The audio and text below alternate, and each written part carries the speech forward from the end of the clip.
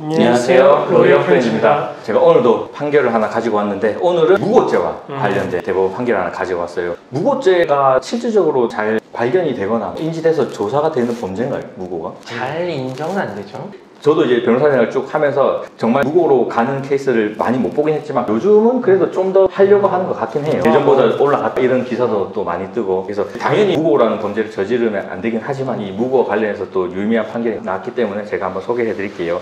일단은 이 무고라는 게 어떤 범죄인가요? 이거 무고? 한 사람이 처벌받지 않는 거 알면서도 진정을 넣는다든지 형사고소를 한다든지 이렇게 하는 거죠. 그렇죠. 정말 쉽게 얘기해서 이 변호사님이 아무런 범죄를 저지른 사람이 아니에요. 근데 제가 골탕 먹이려고 처벌받게 하려고 수사기관에 이 사람이 했다고 고소랑 고발을 해버리는 거예요. 그럼 제가 무고가 성립이 돼버리는 거겠죠. 진짜 나쁜 놈이야. 무고라는 자체가 엄청 나쁜 거죠.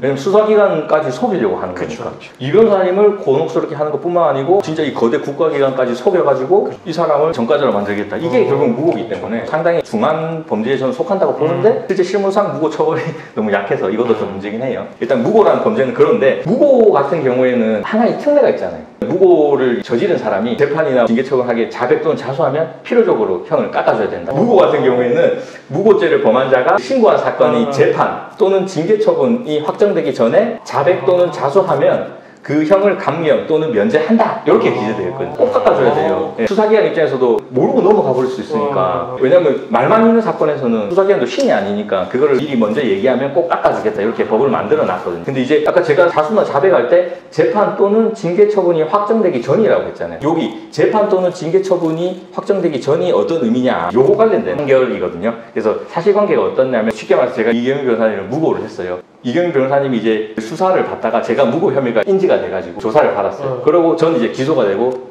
재판을 받고 있는 상황에서 이경윤 변호사님이 혐의없는 처분이 나버린 거예요. 혐의없는 처분 나버리니까 전 포기한 거죠. 아이씨, 이제라도 자백해야 되겠다. 재판에 자백을 한 거예요. 이거를 감경 사유로 참작해 줄 수 있느냐, 어떻게 보이세요? 깎아줘야 될 것 같아요? 아실 것 같아요? 근데 굳이 무고의 케이스가 아니라고 하더라도 모든 범죄에서 자수나 자백을 하면 감경을 해주게 돼 있잖아요. 이건 필요적이니까.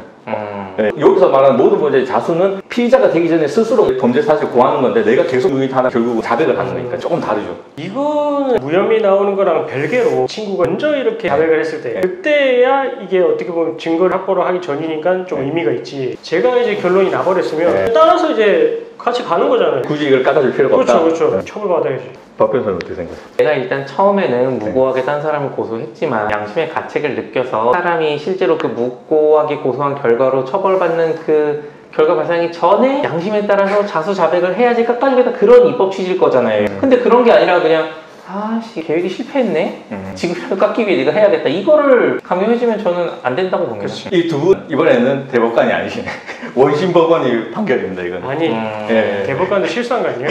원심에서는 이제 그렇게 봤어요. 이미 이 사건이 종결됐고 결과가 다 나온 거니까 네가 지금 뒤늦게 이렇게 인정해봤자 이거를 필요적으로 깎아주는 자수 또는 자백으로 볼 수 없다, 이래서 형 감면 조치를 안 했거든요. 근데 이제 대법원에 올라서는 이게 뒤집혔어요. 대법원에서는 일단 이 법 조문에서 신고한 사건이 재판 또는 징계처분이 확정되기 전이라고 했잖아요. 이 문헌을 보면 재판이잖아요. 본인 사건 혐의 없음 종결인 거지 재판으로 종결이 된 게 아니잖아요. 그러니까 재판이 확정됐다는 그런 자료가 없다. 말장난처럼 보이긴 하지만 이런 자백의 절차에 관해서는 어떤 법령상 제한이 없으니까 피고한테 최대한 유리하게 해석해줘야 된다. 그래서 실제 무고 당한 사람이 수사 단계에서 혐의 없음 종결됐다 하더라도 재판에서 사건이 무죄나 유죄로 끝난 게 아니니까 이거는 법령상 재판이 확정되기 전 단계다. 그래서 자백을 했으면은 실제 자수 자백 강경을 해서 깎아줘야 된다. 이래서 파기환송 이렇게 보내버린 거예요.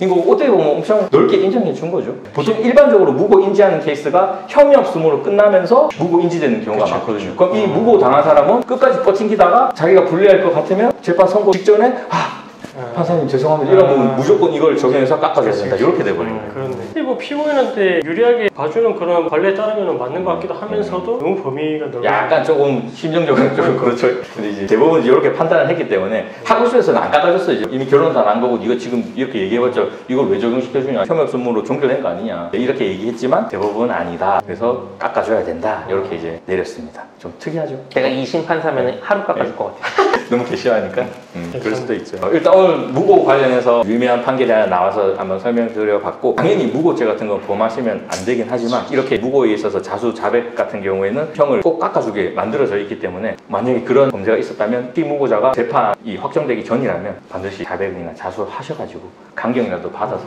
양해에 좀 참작이 되셨으면 하는 바람에서 영상을 촬영해보게 됐습니다. 오늘도 시청해주셔서 감사합니다. 감사합니다.